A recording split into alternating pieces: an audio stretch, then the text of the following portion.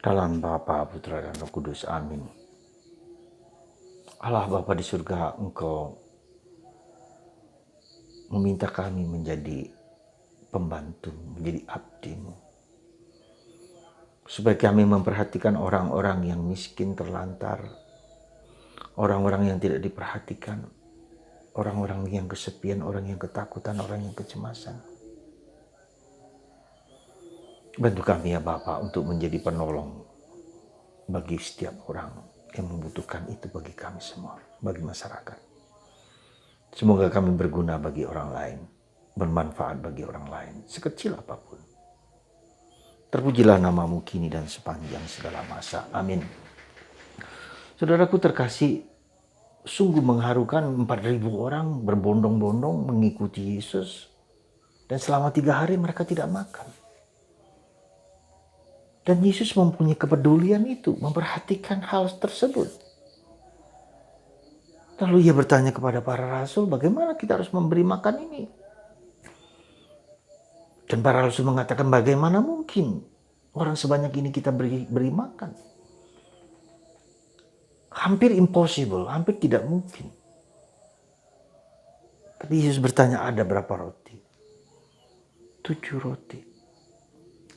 Angka 7 merupakan angka kesempurnaan. Lalu Yesus berdoa, dan Yesus meminta kepada para rasul untuk membagikan kepada orang lain. Jadi sekali lagi kita jangan berpikir seolah-olah dengan berdoa lalu begitu banyak muncul rotinya, tidak. Tapi justru ketika dibagikan itu menjadi sisa 7 bakul. Untuk orang sekitar 4.000 orang. Incredible, bayangkan. Dan ini bukan sesuatu yang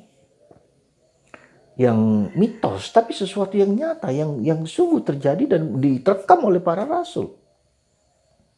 Diwartakan bahwa itu pernah terjadi dan Yesus melakukan itu. Juga terhadap ikan. Ya, bayangkan ikan berarti apa? Harus dimasak dulu kan? Bagaimana masak 4.000 orang ikan? Untuk 4.000 orang ikan bagaimana dimasak? Pasti udah matang. Roti juga pasti udah matang. Jadi bukan sesuatu yang yang mentah atau apa, tapi sudah matang, sudah digoreng atau sudah direbus, sudah diapakan. Saudara, nothing impossible.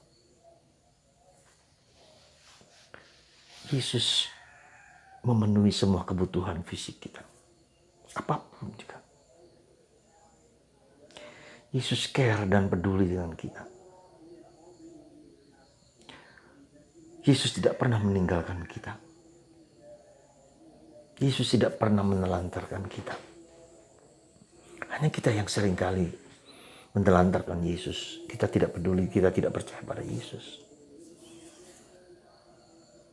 Ya tentu saja Yesus meminta kita untuk bekerja keras, pasti itu.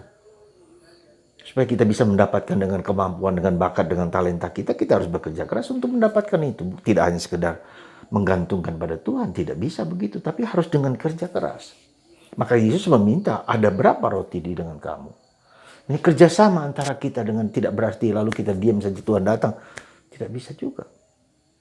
Tapi yang jelas Tuhan care. Jadi ketika kita membagikan dan yang kita miliki itu kita bagikan lalu semakin banyak melimpah. Maka saya ingat kisah tentang seorang pemuda itu, siapa namanya saya lupa persis. Dengan kepandaiannya dia sejak kecil sudah berpikir untuk menjadi kaya bukan untuk dirinya sendiri. Tapi untuk dibagikan kepada orang lain. To earn is to give. Mendapatkan kekayaan sebanyak mungkin supaya diberikan kepada orang lain. Dan ini sungguh luar biasa. Ya. Dan itu menjadi sumber kebahagiaan dan sumber ketentraman, sumber kedamaian kita. Percayakah kita bahwa ketika kita memberikan tidak akan habis dan nyata masih sisa 7 bakul? Tanda kesempurnaan. Tanda melimpahnya pemberian Tuhan yang tanpa habis-habisnya. Saudara, mungkin saya hanya mengatakan Mungkin orang menganggap ya saya omongkan hanya sekedar ngomong saja. Apakah itu sungguh-sungguh terjadi dalam hidup kita sungguh-sungguhnya kalau kita percaya pada Tuhan? Dan itu kalau kita imani pasti terjadi menurut saya. Saya yakin itu. Kalau kita imani, kita yakini. Dan kita mohonkan bahwa itu berasal dari Tuhan dan sungguh-sungguh diberikan kepada orang lain. Dan ternyata memang bisa. Itulah yang terjadi. Tentu saja ada orang yang kaya untuk kepentingan dia sendiri, untuk nafsu syahwatnya dia sendiri, betul juga. Untuk memperkaya diri, untuk bahkan menipu orang lain, bisa jadi. Maka mari saudaraku terkasih, kita mengubah cara pandang mindset kita. To earn is to give.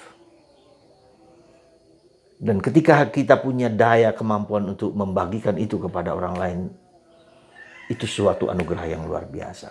Bukan hanya dalam soal uang, materi, makanan, apa saja. Ya. Maka tak akan habis-habisnya.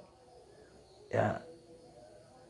Kalau kita perhatikan seorang Anna Avanti, seorang yang desainer pakaian-pakaian yang Jawa yang luar biasa, kebaya dan seterusnya. Ketika dia sudah mau mulai populer, lalu dia menggunakan kepopuleran itu tidak jelek. Bahwa dia juga ingin populer, betul. Tapi itu dibagikan kepada orang lain. Dia mendirikan restoran, dia mendirikan tempat singgah untuk orang-orang sakit, dan segala macam. Lalu